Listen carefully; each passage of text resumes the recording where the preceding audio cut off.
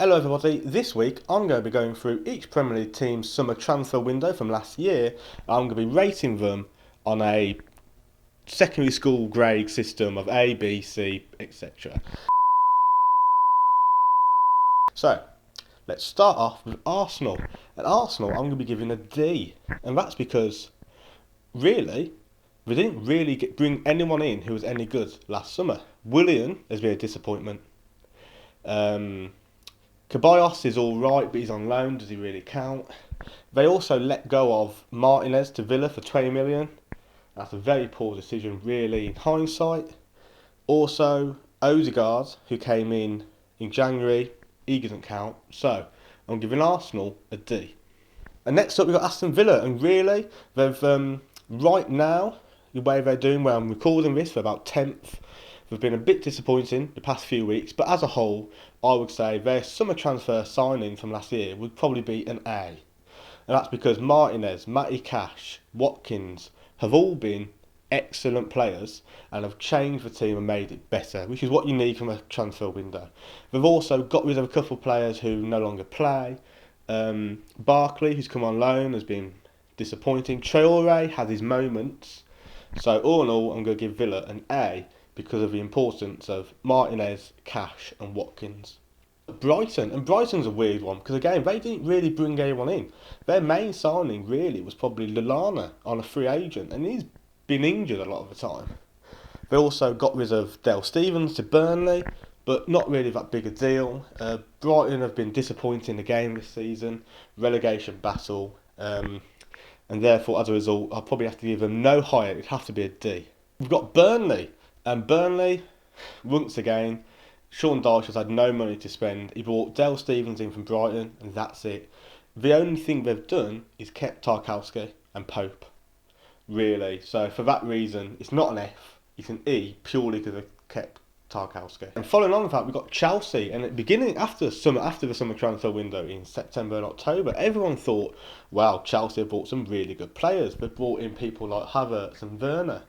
But most of the players that Chelsea have brought in haven't really gelled yet.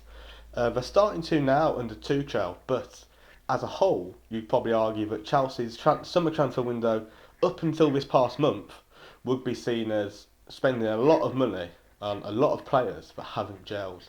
But because of the past few weeks and because of how Tuchel has adapted the team and made it better, I'm going to give it a B. Next up, we've got Crystal Palace, and Crystal Palace, like a few other teams in the league this season, their main goal has been to keep hold of the players they've got, in particular to keep hold of Zaha.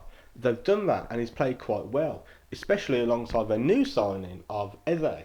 And Eze, I don't think he's anything special by any means, but he's a good player and he's good for a Crystal Palace team which needs a bit more creativity. But the big thing Crystal Palace are missing is a striker.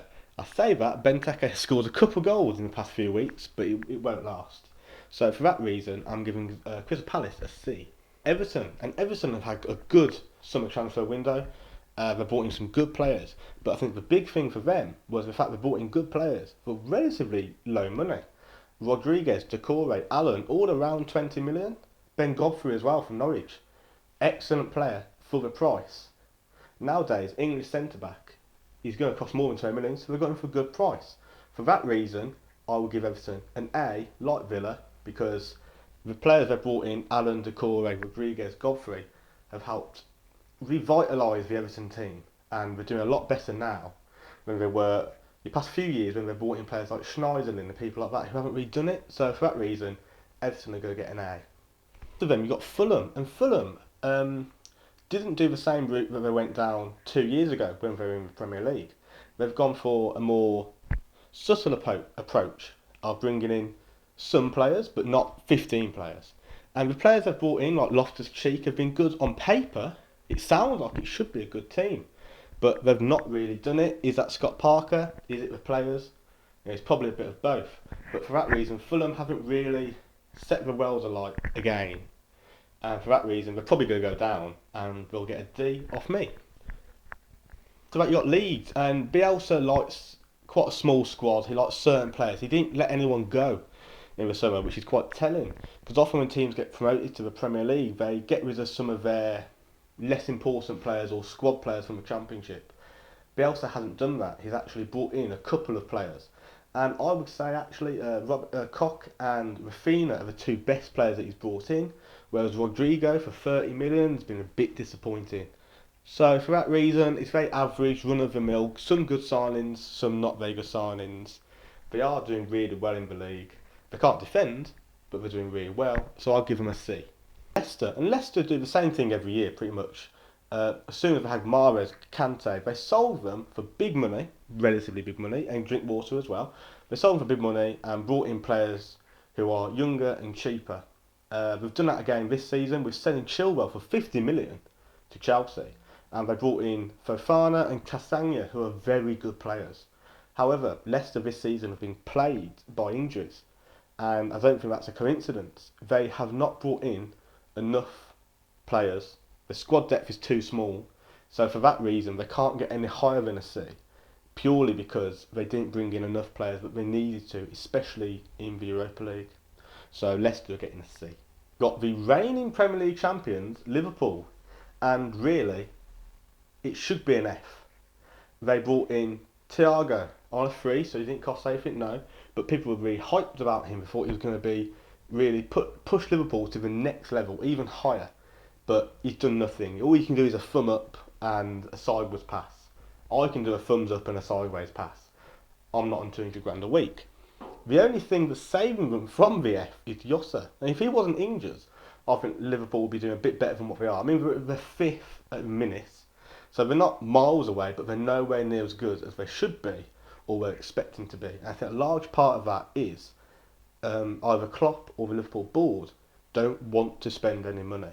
Reason Liverpool are getting an E.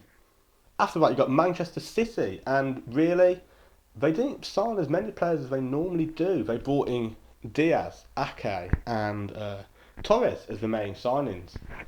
Torres is a good young winger, and he's going to get better. So he's a good signing, and he wasn't too much money either. Nowadays, he wasn't that expensive. Ake is a weird one because he wasn't that good at Bournemouth, but he wasn't bad. He feels like it's a strange decision to make to sign him from a relegated team.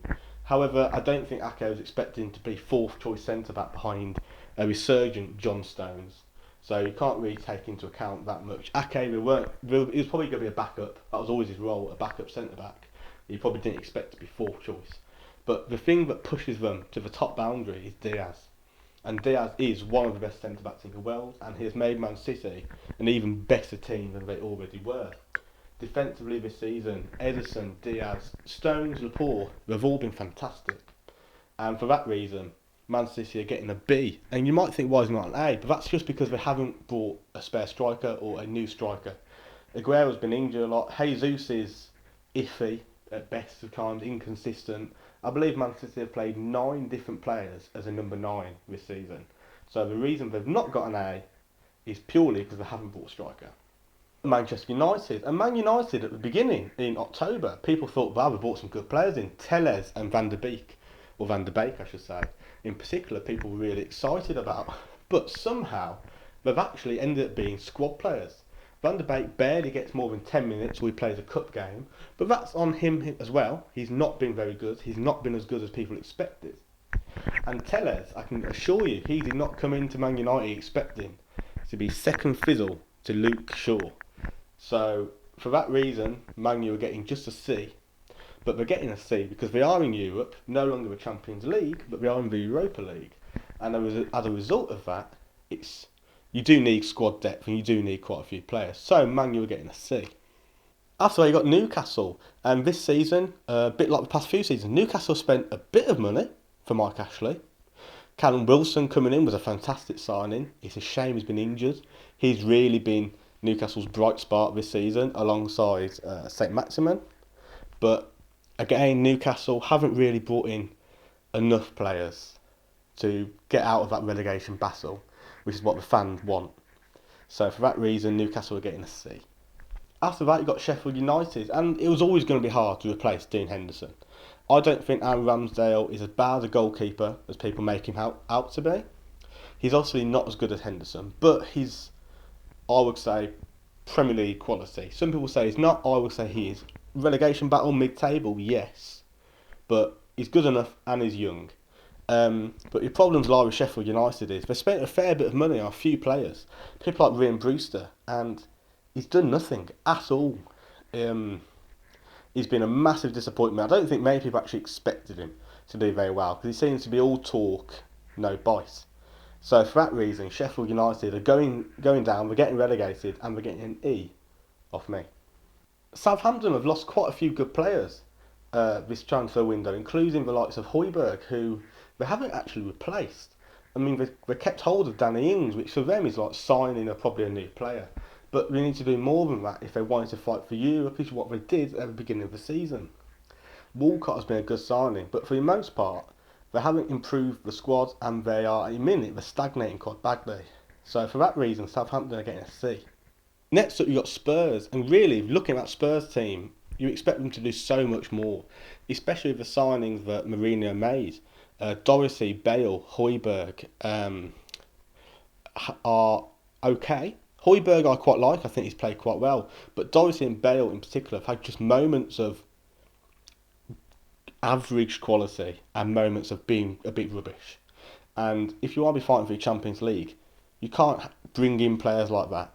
So for that reason, Tottenham are getting just a C, and that's quite lucky really for them. After that, you got West Brom, and West Brom's signings this season have been very poor. They bought quite a few players in, Callum Robinson, Diagana and Pereira. And there was a lot of hype around Pereira and Diagana in particular. And as far as I'm concerned, they haven't reached that level of hype. Not even close. West Ham fans were really disappointed to lose Diagana. And if you look at West Ham now compared to West Brom, you could probably argue that actually West Ham are probably better off without him because he's so lazy. I think West Brom, with Allardyce, have made a few better signings in January, but I'm not rating them on January's transfers. I'm only doing it on the summer. So for that reason, West Brom are getting an E. Next up, you've got West Ham, and West Ham only made two major signings in summer, and that was making a Soucek deal permanent and Kufal. And they're getting a B for that because Soucek has been amazing and Kufal has been amazing as well. The only thing they're missing is a striker, and they didn't do that in January either. Not that that would have counted, but that's the only thing missing from West Ham's team is a new striker because Antonio is okay. He's not going to play a full season anyway, but Soucek and Kufal alone have bumped up West Ham to somehow a Champions League fighting team. So for that reason, they're getting a solid B, just missing out on A. And finally, you've got Wolves, Wolverhampton Wanderers, and it's got to be an E, purely because they got rid of Dorsey and Jossa, two of their best players. And Semedo from Barcelona, you expect so much more, and he's not done it. They didn't replace Jossa. They spent 40 million on this 18-year-old Fabio Silva. And Jimenez has been injured for months, and Fabio Silva has not filled in the boots. Wolves' best player is Pedro Neto, and he was there before. So for that reason, Wolves are getting an E. And again, it's so lucky that it could have been an F. Right, everybody, thanks a lot for watching. This is obviously my first video in front of a camera properly like this. So, give me a bit of leeway. Say if I'm looking off camera a few times, that's a mistake on my end, and hopefully I'll fix it soon. Also, comments about the teeth. I can see my teeth. You can see my teeth. Get over it. If you do like the video and not my teeth, leave a like, share, subscribe, all that sort of good stuff. It helps a lot. And hopefully I'll see you again soon.